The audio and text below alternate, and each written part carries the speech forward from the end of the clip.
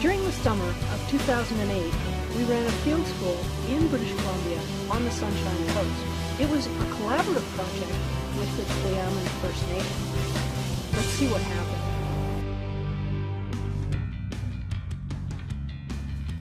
The 2008 Tla'amin Field School included a survey in the intertidal zone. We looked for clam gardens, fish traps, canoe skids, and other features on the foreshore between the low and high tide levels. There's a lot of different kinds of modification in the intertidal zone that we've been finding during this survey, and that archaeologists have found on other in other places and other times. Actually, you can see just across from us, just across from the water, there's some boulders, some big bedrock outcrops with seaweed on them. Just a little bit lower in the intertidal column, down below where the water's right now.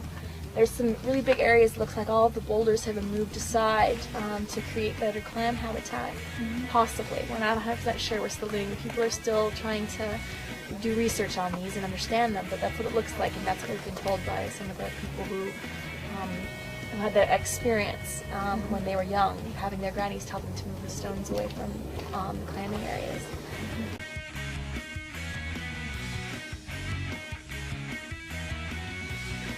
Experts from different fields, including marine biology, archaeology, and geomorphology, collaborated to try to arrive at a better understanding of clam gardens.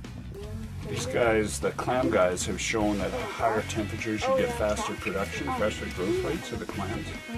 And I don't know how far you can push that, but maybe you get really fast growth rate of the clams here. And yeah, we talked about that.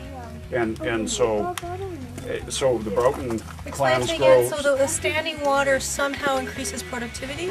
Well, my hypothesis. All I'm saying, it's a known relationship that the clam guys say that warmer waters of the Strait of Georgia result in faster growing clams. So this would be warmer still? This would be warmer still.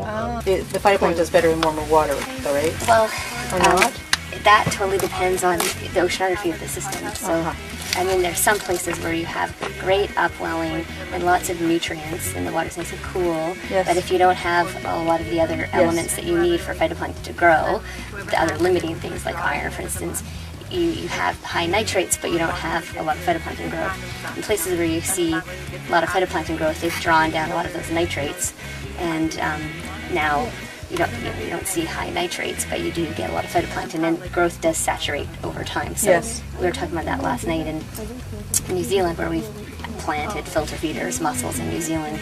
You do see greater growth rates in places where the oceanography allows that phytoplankton to hang around for a long time. Where there's that upwelling, you often get boom and busts of phytoplankton, probably like around Johnson Strait, but in places where water's retained and there's maybe either stratified because of temperature or salinity, the phytoplankton's there, and these oysters or mussels or clams can take advantage of this constant food supply, and thus can... If you think about you having a slope and a water level or whatever, at some point you have mud being deposited or whatever, and the lower energy site that you have, that higher the mud line comes. And sometimes I've seen really protected places where your mud line is coming up even into the intertidal, and maybe it's just mud that's covering up all the rocks down there, that we have a high mud line because it's so protected.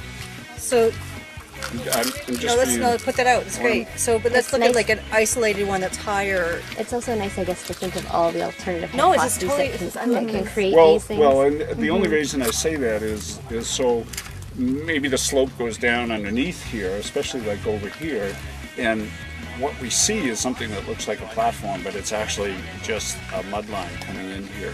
Maybe as sea levels come up with it. The Tla'amin people have been harvesting clams for centuries, but now their access to this resource is limited due to oyster leases and government regulations. Now you can't go and look for it because you're restricted. There's government rules and regulations where you can go. You can't go here, you can't go there. And when our people go to the beach over in around Grace Harbor area there now, they can't get onto the beach because it's all oyster leases. You know, get off my land. This is my land. Our people have been threatened going there to gather clams. Oysters is new to us. It's not, you know, wasn't here before. I don't know where it came from, when it arrived. I remember hearing the old timers say they don't recognize this new kind of shellfish. The Malaspina complex that we were working in is this huge oyster production area, and there's all sorts of introduced species that are going on there. There's oysters everywhere, but I mean, originally the oyster population was minimal, if any at all, and it's just the oysters that have left leases that are all over the space, and I mean, you just encounter them everywhere you go. So, I mean, what originally would have been a largely, you know, clam-based shellfish, like a clam variety would have been encountered. It's, you know, oysters everywhere you look. As well as clams, the Tla'amin people caught fish, such as herring and salmon, by constructing fish traps in the intertidal zone. We're also seeing things just around the corner from where we are. It looks like a fish trap. So we have a large basin, probably mostly more or less naturally formed. But then on the sides of it, people have piled up boulders to block the exits. So when the tide comes up, it fills with water, and then the water will stay when the tide goes down. And there's small little constricted outlets, so the water will only flow through those channels, and the people can block them as needed to prevent fish from escaping. So those are just a couple of the kinds of intertidal modifications that we've found during this survey. We've been making sure that we're on the shoreline whenever we get low tides, so that we can have a look and try to see what kinds of things people have been doing in the landscape to make it more perfect for what they want and what they need. This time-lapse video was taken on the beachfront of the Tla'amin Reserve. Watch as the tide comes in, accentuating the stone fish traps. These ancient features demonstrate an understanding of intertidal ecology and traditional knowledge of marine biology. The features are now eroded, but would have stood just over a meter high, trapping large numbers of fish of various species. These intertidal features supported dense populations for many, many years. We've learned a lot this summer about the numerous features found in the intertidal zone of the Tla'amin's traditional territory, but there's still more to learn. That's why we are going back to Tla'amin territory next summer.